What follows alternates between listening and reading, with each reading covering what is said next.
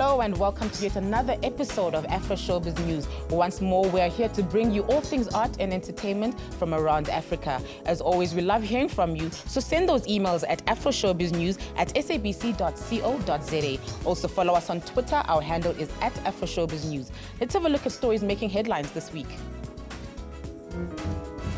Design Indaba takes place in Cape Town.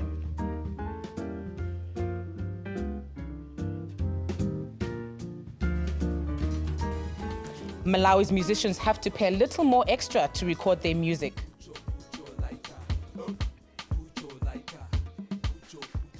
And the Metro FM Music Awards taking place in South Africa's East Coast city of Durban. Cape Town is the World Design Capital of 2014. It's no surprise then that there is a lot of excitement around this year's Design Indaba. It is, after all, the biggest curated design event in the Southern Hemisphere. It's taking place in the Mother City's International Convention Center. Good design. What is it and how can one spot it? Well, it might just be one of the questions that will be answered at this year's Design Indaba. More than 35,000 people go to the event every year since its inception in 2004.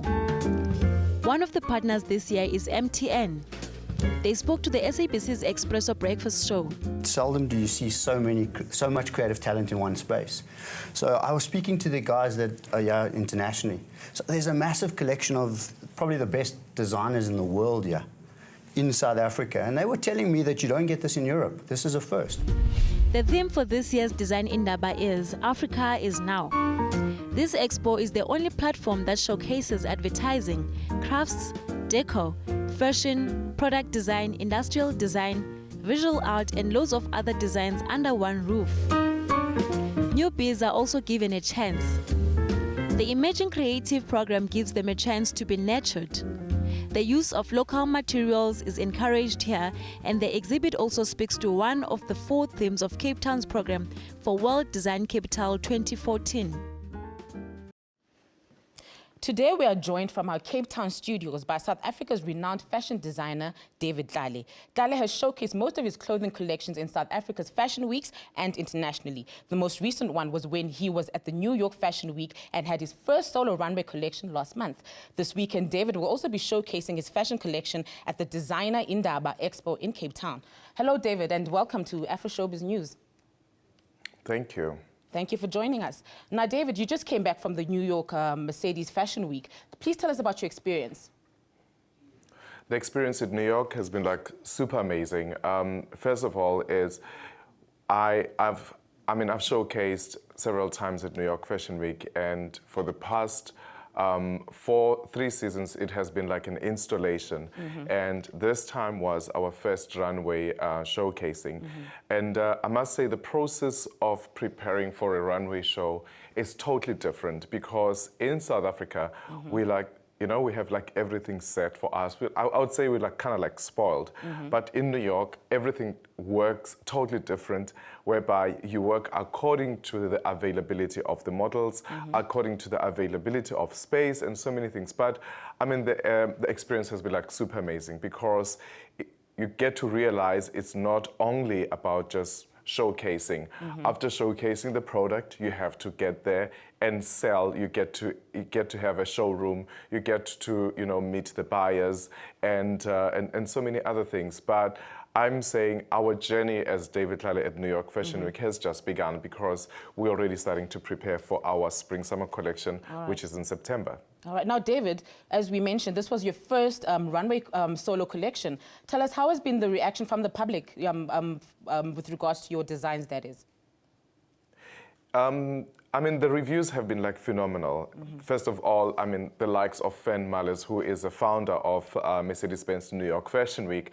I mean, she has been supporting me in New York since 2009.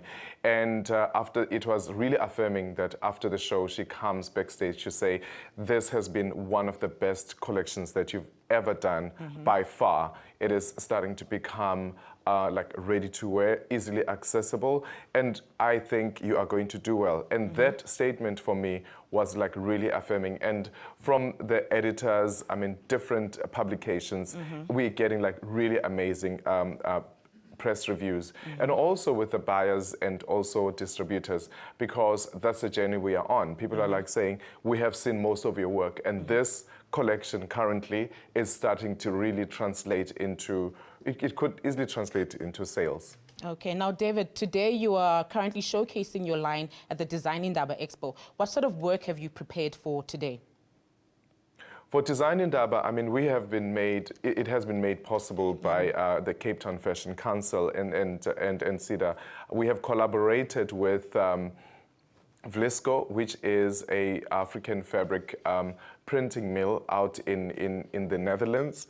And we have actually taken the journey of David Tlale over the past 10 years to say, who are we and where do we put ourselves? I mean, the focus this year at Design Indaba is about Africa, and how best can one just like really showcase those pieces than just collaborating with Vlisco. We had like a really amazing time developing the collection because it's quite futuristic, very edgy, and also sort of like really thinking out of the box and making sure that people understand that South Africa or Africa is the future, and there is more to Africa than just the Big Five or just the Ndebele beads or the Zulu beads, because I believe our heritage in Africa is amazing, and we've got to start telling those amazing stories. Now, David, are there currently any other African designers that you are working with at the moment? I am currently, you know, I've started an internship program in Johannesburg, but our journey started out in KwaZulu-Natal, where I am interning young designers. I have like 2 designers that actually finished their first year internship program, which they were with me for the entire year of 2013, and I have new ones that have just started now.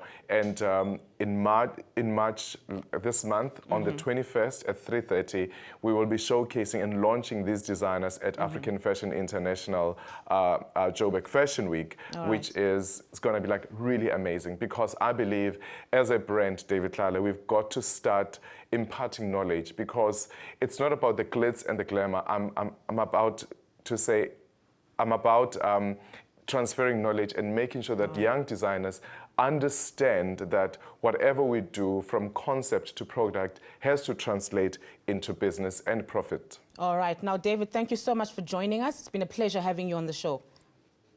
Much appreciated. Thank you for having me. That was David Tlale joining us from our SABC Cape Town studios. Winnie Madikizela Mandela released a statement on Twitter earlier this week stating that the Winnie Mandela film is based on an unauthorized biography. Want political independence. South Africa belongs to all those who live in it. Who is he?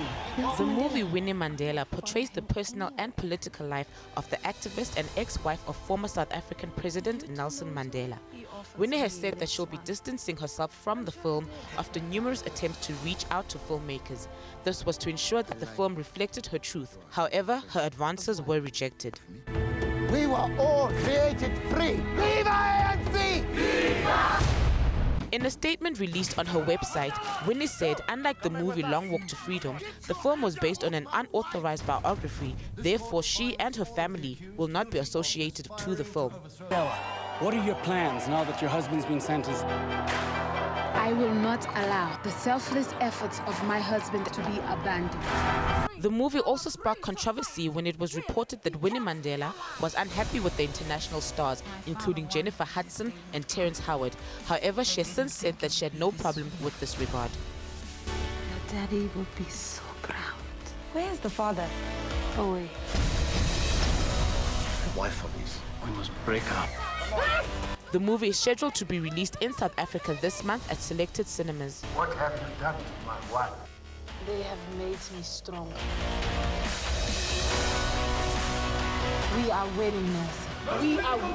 Keep fighting! Keep fighting! The cost of recording songs for Malawi's musicians is rising. This was agreed by musicians and Afroshowbiz in Blantyre earlier in the week. Put your lighter, put Malawi's musicians and Afroshowbiz have agreed to set the recording session rate at a minimum of just over 254 Rand for a digital session. If they want a live band in the studio, they will then be paying over 380 Rand. In a meeting attended by the country's top musicians like Dead Devils and Stitch Frey, many agreed that the amount was way too much. Record labels were also there. They cited that many Malawian musicians do not sell enough records. By raising fees, producers hope that the good quality work that they produce will receive international recognition. Malawian music ranges from kwela, kwasa kwasa, hip-hop and reggae, among others. The lack of equipment hampers what the consumer eventually gets in the end.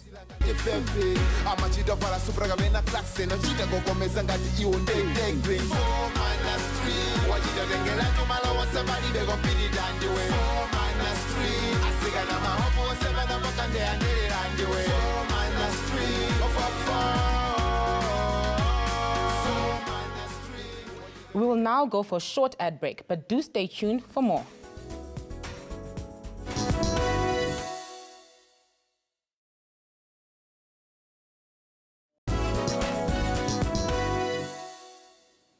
On Sunday evening, actors, directors and others in the film industry will take to the red carpet at the 86th Academy Awards. Africa will be hoping Kenyan actress Lupita Nyong'o and Somali actor Bakad Abdi bring home the Oscars. They've both received a lot of praise and trophies during this year's award season.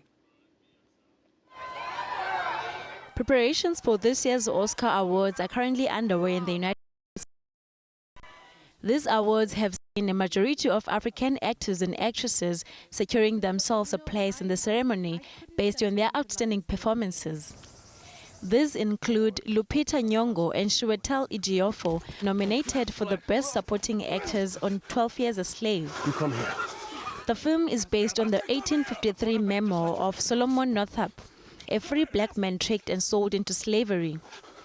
Patsy, played by Lupita, has the unfortunate lot of not only being a slave, but also the object of love and sexual desire of her master. Really? And you know why? I got this from Mistress Shaw.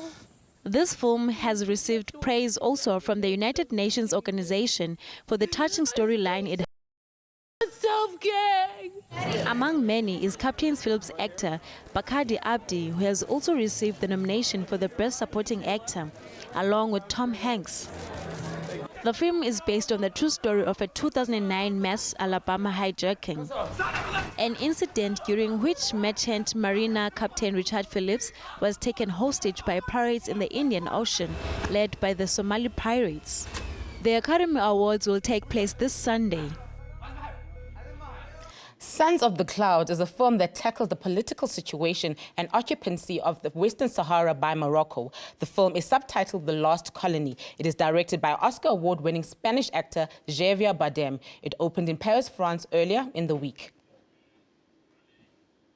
Awarded at the Film Festival of Berlin, Toronto, San Sebastian in 2012 and received the Goya Prize of the Best Documentary of 2013. The Spanish film Sons of the Clouds, directed by Alvaro Longoria and produced by Javier Bardem, was shown for the first time in France to domestic and foreign journalists. Almost no one has heard of this abuse. The film about a conflict in Western Sahara consists in a personal trip by Javier Bardem, guiding viewers through a winding path of world diplomacy with respect to a decolonization issue and reveals the sufferings of the abandoned people. Can no longer turn a blind eye. The 20-minute documentary outlines the situation of Sahrawi people who have been suffering for 38 years from Moroccan colonial rule and Spanish government passivity concerning Morocco's occupation of its former colony. Solution. The people of the Western Sahara must be allowed to speak. Thank you very much. Dance World Cup South Africa will announce its qualifiers early next week. Those identified will then get a chance to represent the country in Portugal. The prestigious International Dance World Cup competition is once again in South Africa. The competition was started in 1972 by German dancer Corinna Sohn upon her arrival in London. Since its debut, this dance competition has been held every 2 years. In 2004, more than 30 countries were selected to host the Dance World Cup. Each year, one country is chosen from this number to be the home of the competition. This year, the Dance World Cup finals will be held in Portugal. The competition is aimed at children and youth dancers aged between 4 and 25. South Africa's qualifiers for this year's competition will be announced early next week. However, the event for the qualifiers that will go to Portugal will be held mid-March in Pretoria at the Atterbury Theatre. Special awards will be given to the Best Mini Talent, Children Talent, Best Junior Talent, Best Senior Talent and Best Male Talent. The judges, however, have not yet been announced for this event. Four Seasons is a dance performance depicting the destruction brought about by human beings on Earth. The performances are currently showcasing at the Bono in Johannesburg. They say they're bringing science and performance together. Choreographer Sean Motupi joins us in studio. Hello, Sean, and welcome to Afroshowbiz News. Hello, and thank you for having me. Now, Sean, how did the concept of Four Seasons come about? Four Seasons, it was created in 2011, and when Gregory Makoma, he's the key choreographer, when he created Four Seasons, he was really looking at the world at large and what things are happening to us. The world destructions, your hurricanes, the wars in the world, and he took 4 seasons to actually try and explain what is happening in the world, and it's really a piece about the destruction of human mind towards ourselves, towards life, and towards our planet, and also it embraces the beauty of our country and of our nature. All right, now Sean, how difficult was it to bring together dance and science? I think in every movement there is science, in every movement there is mathematics, and they correlate in one way or another. And with dance, because we use a lot of countings, we use a lot of steps, we use a lot of this gravity, we fly in the air, we roll on the floor. So with science, it's something that you can actually relate to, because it also encompasses some of the curriculums that science actually unfolds, and yeah.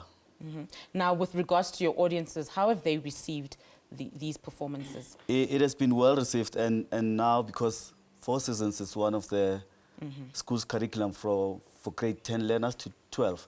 So, and with them experiencing it live in theater, I think it also not only, they not only see the artistic part of dance or the physicality of it, they also understand why dance can be related to school subject as well.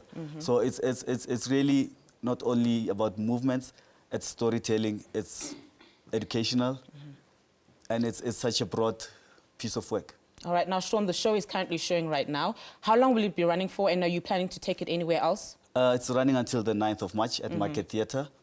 Yes, we're planning to have a national tour around Gauteng, province, Mpumalanga, Cape Town. We've been to Arts Cape last year, and there's been a large interest of us coming back. So yes, we really are looking forward to touring it, because I think it shouldn't be one of the pieces that only a specific group of people can see. I think the world at large needs to experience what we are doing. Now, Sean, as a choreographer, how long or what does it take for you to perfect your craft? It takes a lot of hard work, dedication, a lot of intense hours. And it starts with an individual and really understanding their craft and their worth. And from there, it makes a choreographer's work easier if you and the people you're working with are really on the same par of what you want to achieve and what to bring forth to the audience. So yeah, in that, it's really dedication and group work, and teamwork plays a very important role in this. So we, from musician side, lighting technicians, the dancers, choreographers, costume designers, so it's really a collective. All right, now Sean, that is where we'll have to leave it, but thank you so much for joining us. Much appreciated. Thank you. Thank you. The Zabalaza Theatre Festival has come a long way since its inception. It's in its 4th year at the Baxter Theatre in Cape Town this year. Zabalaza gives a platform to emerging actors, directors, and other theatre practitioners. Mike, I'm passing by your room. I noticed that your light is on. And then and then you said something that someone has been wearing your shoes rather than yourself. What started off as a small festival a few years ago has now grown into one of the biggest theatre events in the Western Cape calendar. Over 9 days, the festival will present over 40 productions, 2 open mic sessions and poetry. Zabalaza Theatre Festival showcases theatre from young actors, directors, script writers, community groups and theatre companies. Productions which were selected were auditioned last year and were then invited to participate in many festivals. Zabalaza Theatre Festival started off as a small community initiative in 2011, but has since established itself as one of the vital development theatre platforms in the country. Zabalaza aims to identify raw talents in community theatre groups and expose them to theatre of a professional standard. Things that will never make sense to you, man. Yes, sometimes it feels like I'm a walking corpse. And now I'm it's like something has been ripped off. A book written by Liberian journalist Max Willey tells the story of jailed President Charles G. Taylor. It was launched in the capital, Monrovia, earlier in the week. A book named and styled Where Charles Taylor Went Wrong has been launched in Monrovia, written by Liberian journalist Max Willey. The book bears the issues and events that culminated into the downfall of former Liberian president, now convicted war criminal Charles Taylor. The book, according to Willey, is an insider story unrehearsed about Taylor's over-generous approach to governance and his twisted perceptions on international relations that led him into the state he finds himself in today.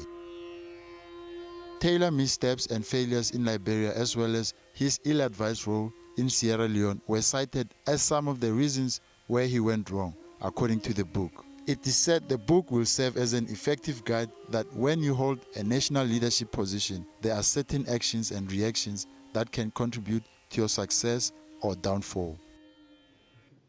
If you have just joined us, you are watching Afroshowbiz News. Be sure to watch any missed episodes by visiting our YouTube channel by simply searching for Afroshowbiz News. Now for another break. We'll be right back.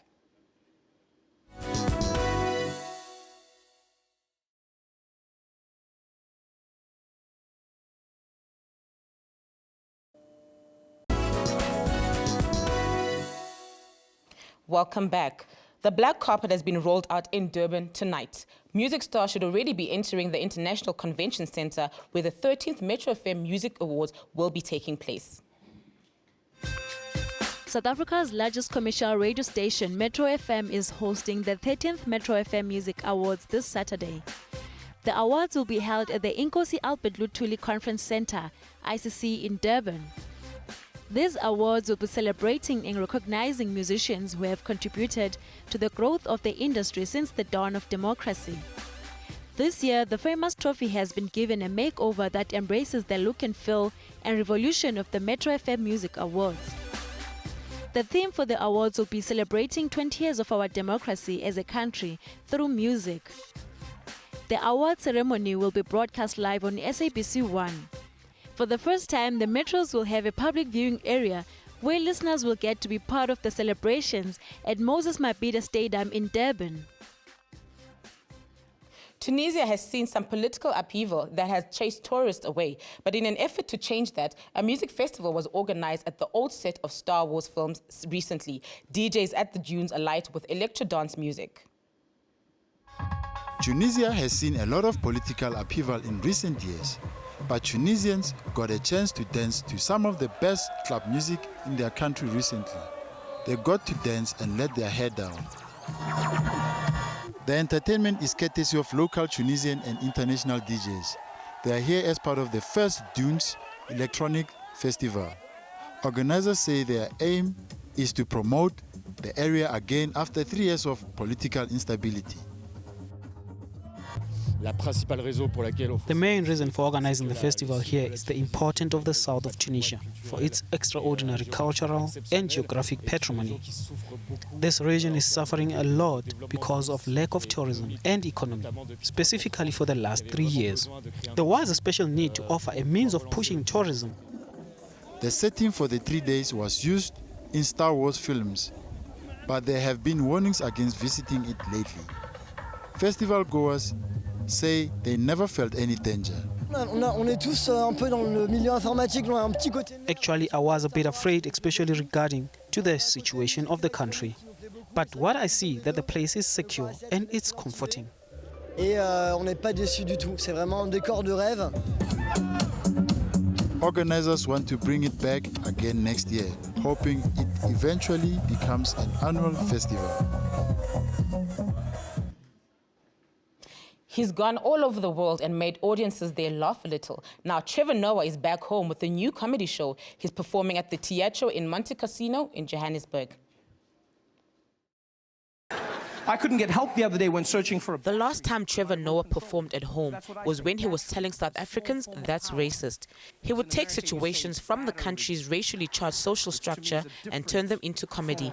Since then, he has been to 6 countries with his stand-up. weird angriness as well, in places where it shouldn't be. I was in Checkers the other day. I'm just shopping. It's a normal experience, you know? I get to the cashier and those people are so angry. Like, I don't know what Checkers does to their employees. This time he is saying, it's my culture. The situations he talks about take audiences on a journey he's traveled through New Zealand, Zambia, the United States of America, and the United Kingdom. This is his hilarious take on the people he encounters in those countries. And nothing, even the small words, just the pronunciation, you know, small things that get you by. For instance, I pronounce the opposites of uncle as aunt. I say my aunt. Out here you say my ant, which to me is an insect. And if you thought it, South Africa features here too. Trevor Noah's career started on television when he was a kid. He then had a stint on radio, a stint in a television soap opera Isidingo, before it all went big in comedy. And the best for a living. Plastic. It's about that time when me and the crew have to say goodbye. We will, however, be playing out with Zakes Bandwini, a South African musician who received 2 nominations at this year's Metro FM Awards for Best Dance Album and Best Male Artist. Goodbye. Oh, baby, cool temper. Say me, I like the way you move, yeah. So my baby, cool temper. You dey make me lose control. See me so, me I like you so. As you see me so, me I know the joke. As you see me so.